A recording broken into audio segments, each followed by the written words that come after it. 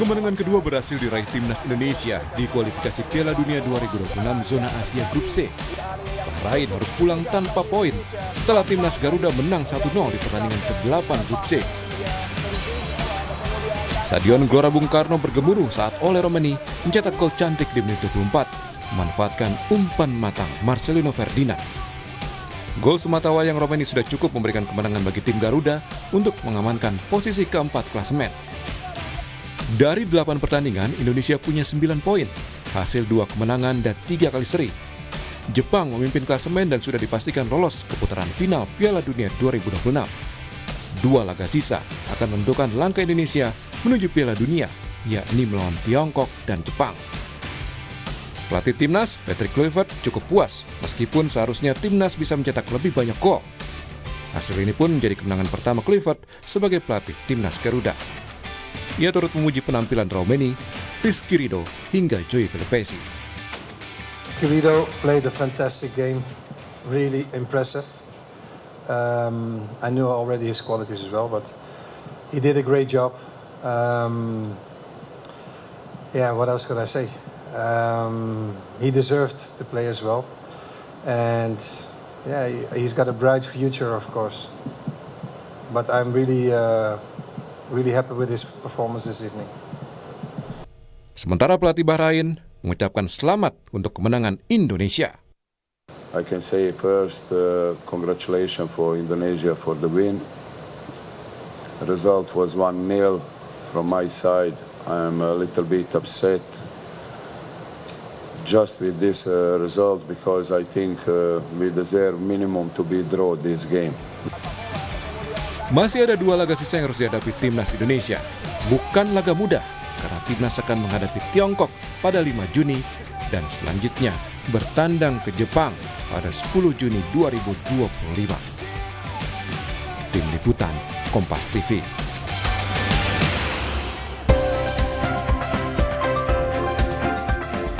Saudara, kemenangan penting diraih timnas atas Bahrain. Kemenangan yang menjaga asa Indonesia untuk lolos ke Piala Dunia 2026. Lalu, apa evaluasi dari pertandingan tadi malam dan apa strategi yang perlu diterapkan di 2 pertandingan sisa melawan Tiongkok dan Jepang? Kita ulas bersama pengamat sepak bola Erwin Fitriansyah. Selamat pagi Mas Erwin. Selamat pagi. Terima kasih sudah hadir di studio Mas. Terima kasih juga sudah diundang. Dan mantan pemain timnas Aji Santoso. Selamat pagi Mas Aji. Selamat pagi Bung Mario, selamat pagi kasih. Mas Erwin. Selamat pagi Kapten. Terima kasih Mas Aji dan juga Mas Erwin sudah bergabung di Dialog Sapa Indonesia pagi hari ini. Ini masih terasa juga nih senyum-senyum kemenangan nih sampai pagi ini nih. Saya ke Mas Erwin. Mas Erwin, sebenarnya pengen langsung bahas berapa peluang, seberapa besar peluangnya. Tapi sebelum itu kita bahas evaluasi dulu tadi malam soal pertandingan Indonesia-Bahrain. Menurut Anda sudah optimal dibandingkan dengan lawan Australia atau bagaimana? Kalau melihat hasilnya tentu optimal karena waktu lawan Australia kita kalah semalam menang. Tapi kan kalau dilihat lagi secara permainan ya. Secara permainan di lini belakang terutama ini harus kredit tersendiri harus diberikan kepada trio lini belakang tanpa mengecilkan pemain lainnya. Karena banyak sekali peluang yang mereka gagalkan sebelum sampai ke Martin Paes. Difilter juga dari lini tengah. Jadi 3 orang di lini belakang ada Jay Izes, ada Rizky Ridho, ada Justin Hubner. Ini solid sekali didukung dengan pemain-pemain tengah. Dan yang menonjol adalah Joey Pelupesi di tengah. Dia debutan starter untuk pertama kalinya karena di Australia dia nggak main. Dia main di tengah itu solid sekali jadi filter serangan di lini tengah sehingga membuat Tom Haye leluasa untuk bisa ikut menyerang untuk mengkreasi serangan. Jadi kredit yang paling bagus ketika mereka bertahan. Tapi PR-nya tentu adalah ketika penyelesaian akhir. Kalau misalnya peluangnya Eliano ataupun Marcel itu jadi gol 3-0 kita bisa unggul. Nah, ini kita tetap bersyukur karena unggul tapi ada tetap ya PR-nya di penyelesaian akhir. Oke, melihat terlepas dari peluang-peluang emas yang memang akhirnya gagal dimanfaatkan, tetapi menurut Anda dengan menciptakan peluang emas itu permainan Indonesia semakin lebih intensif, lebih optimal ya? Ya, apalagi kalau mengingat bahwa ketika menghadapi Australia kan menguasai permainan tapi malah kebobolan 5 gol, hanya bisa mencetak 1 gol. Sampai akhir pertandingan waktu lawan Australia itu possession sekitar 60-40 ya, 60 sampai 30 sekian dibandingkan Australia. Semalam possession kalah. Penguasaan bola itu kalah 55 dan 40 sekian berapa gitu ya kita kalah. lalu operan juga kalah, Ya. operan sukses juga kalah, jumlah tendangan ke gawang itu sama. Jadi dalam aspek serangan itu Indonesia sebetulnya kalah, tapi bisa bermain lebih efektif. Aspek bertahannya yang bagus, interceptnya lebih banyak, lalu halauannya juga lebih banyak, clearance-nya lebih banyak. Jadi kelihatan sekali di sektor defending itu Indonesia improve sekali semalam. Mungkin juga karena karakter lawannya juga beda ya. Kalau Australia kan memang harus diakui meskipun mereka nggak diperkuat beberapa pemain utamanya, intinya, ya. tapi mereka banyak yang bermain di Eropa, mereka sudah langganan Piala Dunia, bermain di kandang juga. Ya. Saya lihat semalam Bahrain cukup nggak bisa bermain lepas karena mungkin juga karena tekanan dari supporter Indonesia yang luar biasa semalam dukungannya kan. Iya, membuat Bahrain juga akhirnya gugup ya. Iya. Saya ke Mas Aji. Mas Aji, bagaimana melihat pertandingan semalam? Sudah puas 1-0 atau sebenarnya Indonesia bisa lebih tambah banyak gol semalam nih? Iya, yang pertama tentunya kita ucapkan selamat buat tim kita yang mana dalam pertandingan kemarin kita bisa menang dan saya yakin supporter sangat bahagia, tidurnya juga bisa nyenyak. Ya. Tapi memang apa yang dikatakan oleh Mas Erwin tadi betul. Jadi sebenarnya kalau kita melihat dari pertandingan pertama lawan Australia itu, kita memang sistem pertahanan kita sangat buruk. Gol ke-1 sampai ke-4 itu semua kesalahan dari pemain-pemain kita sendiri. Yang berikutnya pertandingan kemarin dengan menggunakan formasi yang berbeda. Mereka di Australia menggunakan 4-3-3, kemarin itu menggunakan 3-4-2-1. Ya. Dan trio pemain belakang kita, terutama Rizky Ridho tampil sangat luar biasa. Jadi sangat tidak salah kalau pelatih tersebut memberi kesempatan sebagai starter line up untuk Rizky Ridho. Terbukti dia menang melakukan duel-duel, beberapa kali melakukan intercept yang sangat bagus. Anak ini memang memiliki kualitas sangat bagus. Cuman sayang setelah ada perbaikan dari sistem pertahanan kita, organisasi pertahanan kita dari Australia, kemarin pertahanan cukup bagus. Cuman kembali lagi sekarang yang menjadi permasalahan adalah finishing. Ya, finishing itu kemarin kalau Marcelino sama pemain pengganti itu bisa cetak gol 3-0 itu lebih safe, lebih aman itu ya.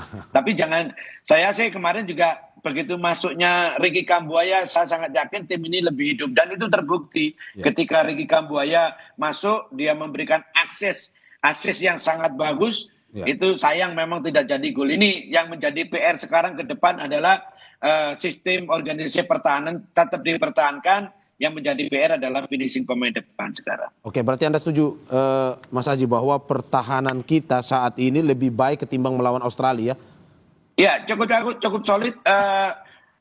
Pemain tim Bahrain hanya sekali aja mendapatkan peluang, itu pun bukan peluang emas ya, yang di-heading crossing dari samping kiri pertahanan kita, di-heading oleh lawan, tapi bolanya masih ke samping. Tapi secara keseluruhan organisasi pertahanan juga bagus, lini tengah pun juga melakukan duel-duel cukup bagus, meskipun memang penguasaan bola lebih banyak di Bahrain, tapi efektivitas lebih bagus daripada kita. Kita ada peluang di mana peluang gol terjadi itu melalui 3 sentuhan. Tom Haye memberikan diagonal long pass, Marcelino muncul, Marcelino kontrol sekali dan memberikan umpan ke Romi dan cetak gol. Seperti itu, Bung. Oke, saya ke Mas Erwin. Mas Erwin, kalau kita melihat kemarin bahwa ada di babak kedua, bagaimana kita melihat sepertinya Indonesia mulai agak sedikit kelelahan, dalam arti bahwa sebelum pergantian pemain baru datang masuk untuk menggantikan, bahwa memang setengah permainan itu ya Indonesia seperti kelelahan untuk melakukan penyerangan.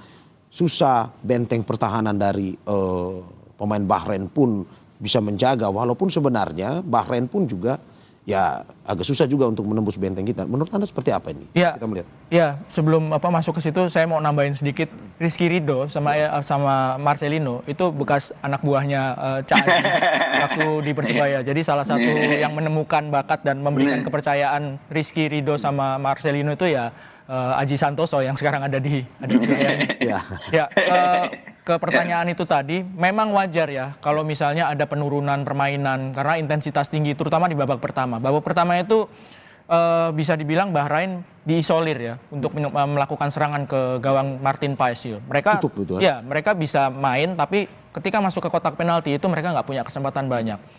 Jadi di babak kedua wajar kalau karena intensitas tinggi terus permainannya jadi agak menurun pemain-pemain Indonesia. Tapi yang harus diberikan kredit adalah ada kejelian dari tim pelatih Indonesia untuk menurunkan pemain-pemain ini seperti Ricky Kambuaya, lalu ada Eliano. Ini 2 orang pemain yang dimasukkan babak kedua, termasuk Ivar ya. Ini kelihatan sekali perannya gitu ya. Sehingga Bahrain juga nggak berani untuk terus-menerus membuka serangan gitu. Karena efek dari Ricky serta Eliano ini juga ketika menyerang, mereka juga cukup tajam dan menghasilkan ancaman kan.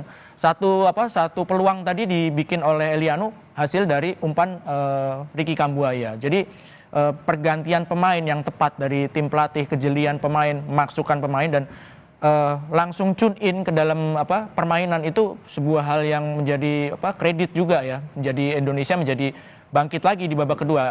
Bahrainnya juga keder juga kalau mau menyerang terus gitu. Mereka juga pasti takut dengan pemain-pemain baru itu. Oke, saya ke Mas Aji. Mas Aji, Anda pernah berada di lapangan ketika bagaimana ribuan penonton menyaksikan pertandingan tersebut, puluhan ribu menyorahkan nama Indonesia juga nama Anda. Bagaimana atmosfer itu bisa mempengaruhi sebenarnya permainan teman-teman timnas untuk semakin lebih semangat, semakin lebih optimal dalam bermain?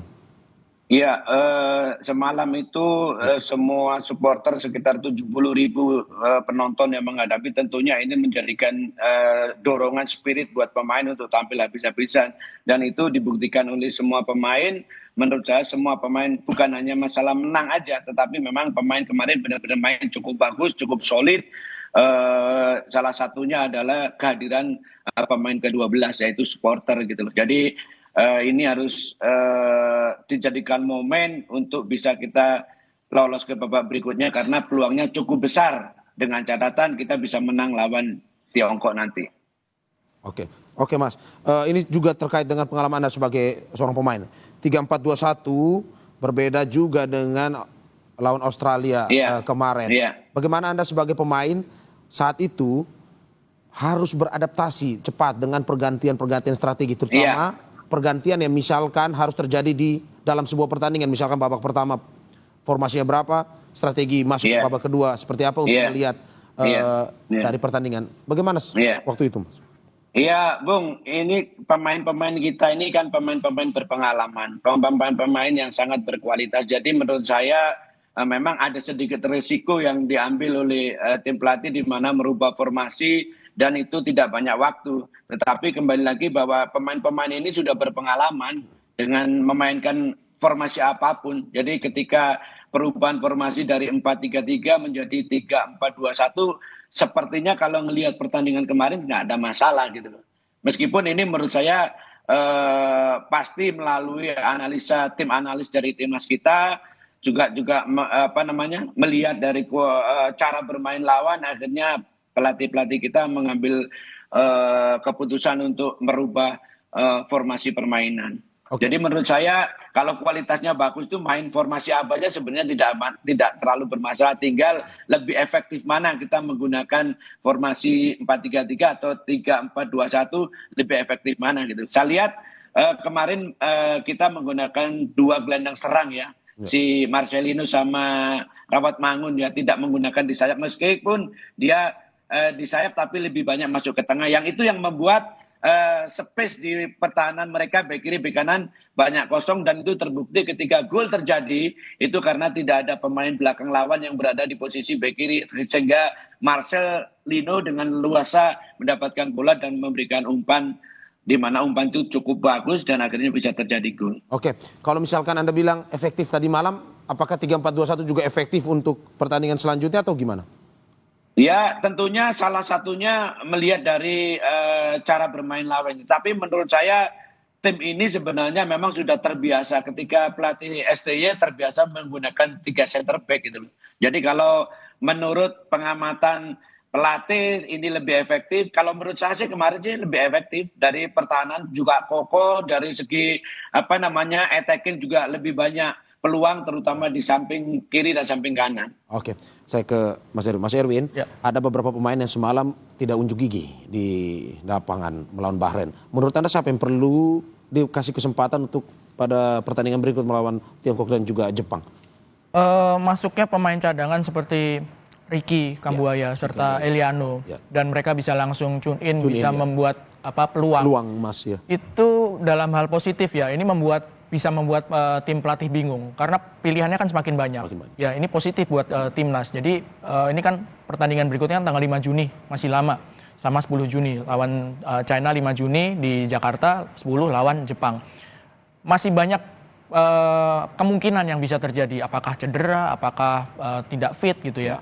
Tapi positifnya adalah pemain-pemain yang dimasukkan sebagai pemain cadangan semalam, pemain pengganti, itu bisa langsung masuk dalam atmosfer pertandingan dan mereka memberikan impact yang cukup besar gitu ya. Ada Ivar Jenner juga ketika masuk ke dalam lapangan juga memperkuat lini tengah ketika Tom Hai ditarik keluar. Jadi pilihannya semakin banyak dan semoga mereka bisa tetap fit gitu di menjelang tanggal 5 ini, 5 Juni. Masih cukup lama sih. Oke, banyak yang menanti-nanti termasuk Emil Audero. Apakah perlu untuk menjaga, berikan menit bermain untuk bisa bermain bersama timnas atau gimana? Ya, Emil Audero ini dinaturalisasi, ini kan membuat posisi Martin Paes ini menjadi tidak aman dalam hal positif juga ya. Ada saingan baru gitu ya.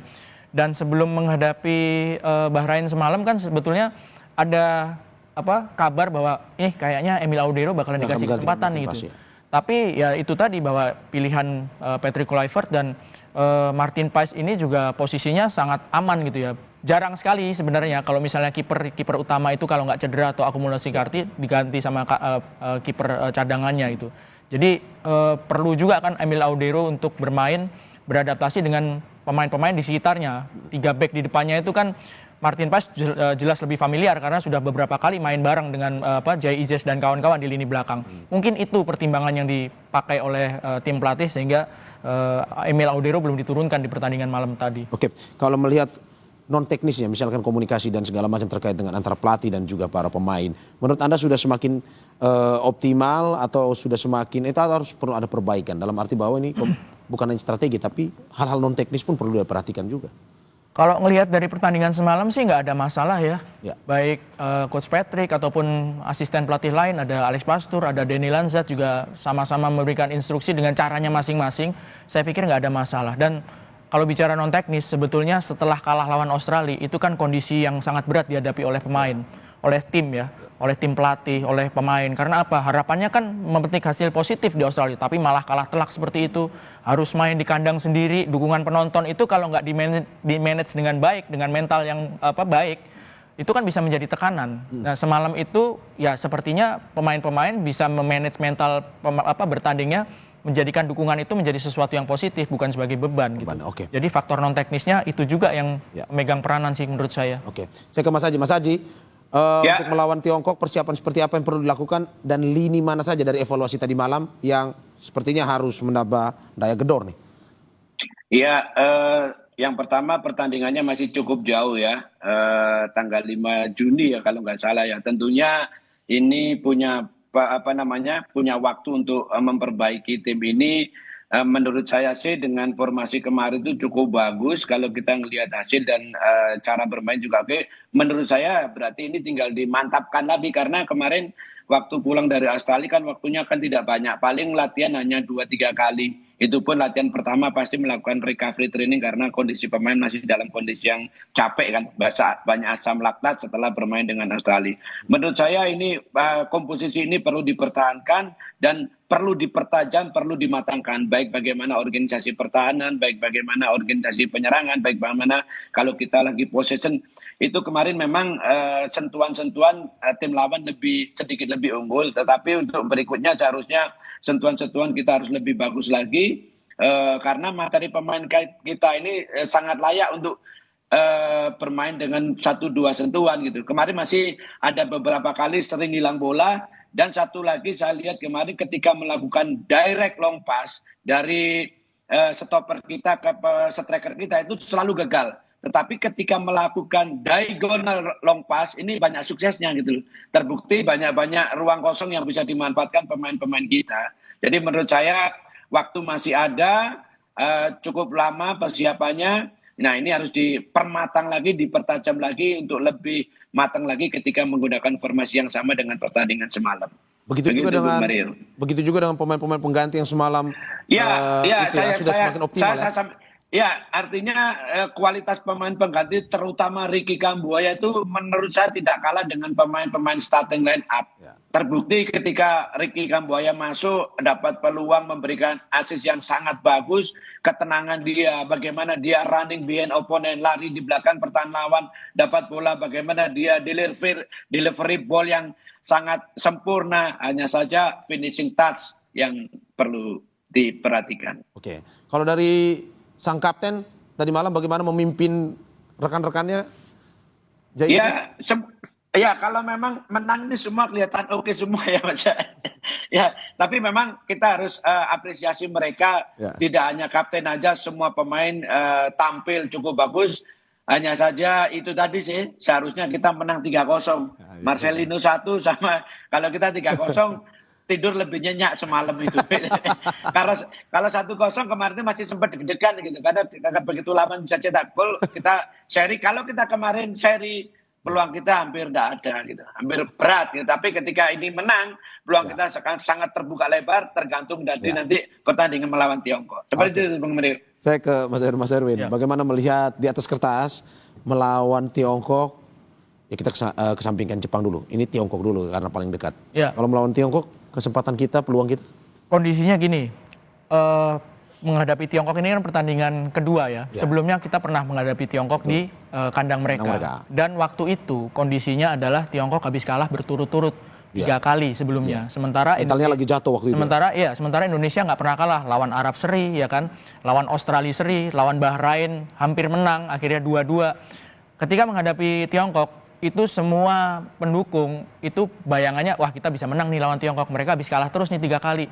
Kondisinya mungkin mirip seperti sekarang ya. Tiongkok habis kalah lawan Australia. Posisinya ada di dasar klasemen. Sementara Indonesia habis menang lawan Bahrain. Posisinya ada di peringkat 4. Poinnya juga ada selisihnya. Nah, ini yang harus diwaspadai. Tidak boleh faktor non teknis bahwa Tiongkok nih lawan yang ringan nih. Ini yang harus dihadapi Indonesia lawan Tiongkok di Jakarta. Tiongkok habis kalah juga lawan Australia. Kondisi non teknis seperti ini yang harus diwaspadai ya, menganggap remeh lawan ataupun apapun itulah ya. Itu yang harus diwaspadai karena Indonesia juga belum aman.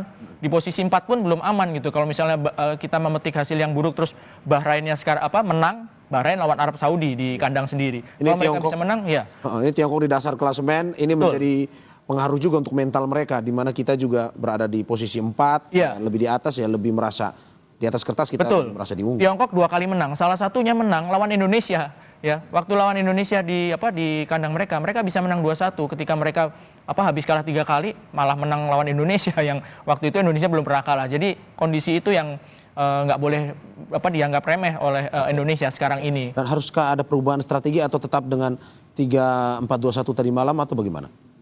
Yang pertama tergantung ketika menjelang pertandingan siapa yang fit, ya kan. Terus yang kedua bagaimana analisa dari Coach Patrick dan kawan-kawan dan staf lainnya harus pakai strategi apa. Tapi saya pikir dengan hasil semalam dengan formasi seperti semalam, paling tidak formasinya ya. Formasinya itu menurut saya pemain-pemain yang ada itu lebih familiar dengan formasi 3-4-2-1 atau 3-4-3 ya. Jadi lebih familiar, lebih kelihatan lebih lepas mereka bermain ya.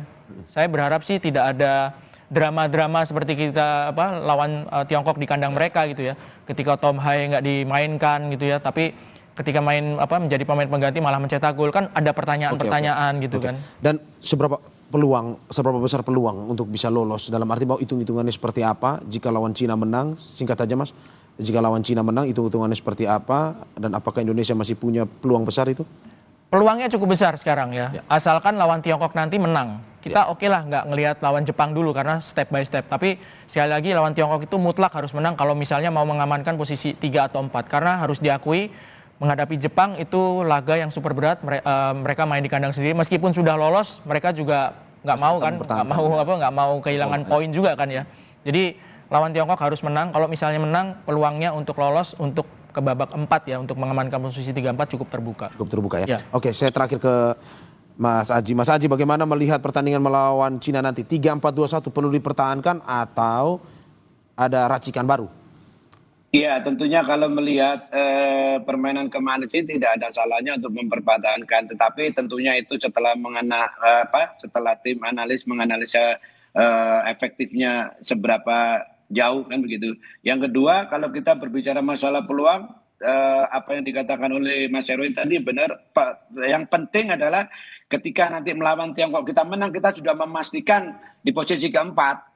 Gitu loh. Karena Bahrain tinggal 2 pertandingan melawan Arab Saudi dan terakhir melawan Tiongkok. Jadi kalaupun kita menang lawan Tiongkok, terus kita kalah lawan Jepang, sedangkan dua-duanya Bahrain menang, kita menang head to head gitu. Karena ketika main di kandang Bahrain 2-2, kemarin kita menang 1-0. Jadi pertandingan penentuan lolos tidaknya itu tentunya melawan Tiongkok nanti. Kalau menang sudah pasti lolos, 100% pasti lolos. Karena tidak terkejar dengan head to head oleh Bahrain dan Indonesia. Seperti itu, Bung Mario. Oke, terakhir Mas Haji, bagaimana melihat tadi sudah membahas dengan Mas Erwin terkait dengan apa yang harus dilakukan, evaluasi dilakukan oleh timnas karena kemarin ada fisik yang kurang optimal di babak kedua dan segala macam. Apa sebagai mantan pemain apa yang harus dilakukan? Iya, yang pertama kemarin itu dalam kondisi normal, artinya ketika tim kita sudah leading babak kedua, terus kenapa kita lebih banyak diserang, karena memang mereka pemain lawan itu keluar menyerang untuk mengejar ketertinggalan, sedangkan kita lebih banyak defend. Yes, bukan berarti tenaga mereka habis, enggak. Karena itu memang kondisi normal di dalam sepak bola, ketika kita menang mencoba mempertahankan, sedangkan lawan yang tertinggal mencoba untuk mengejar. Jadi menurut saya oke, kalau kelelahan pasti, karena kemarin main dari awal sampai 90 menit melakukan tempo yang tinggi dan kita terlihat Rizky Ridho juga sedikit ada kram-kram sedikit, itu normal.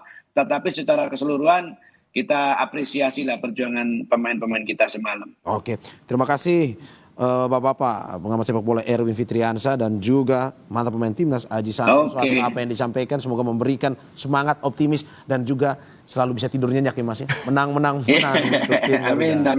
Selamat menikmati 3 poin. Oke, terima kasih. Sehat-sehat selalu Selamat, Bapak. Mas Erwin. Terima kasih Mas.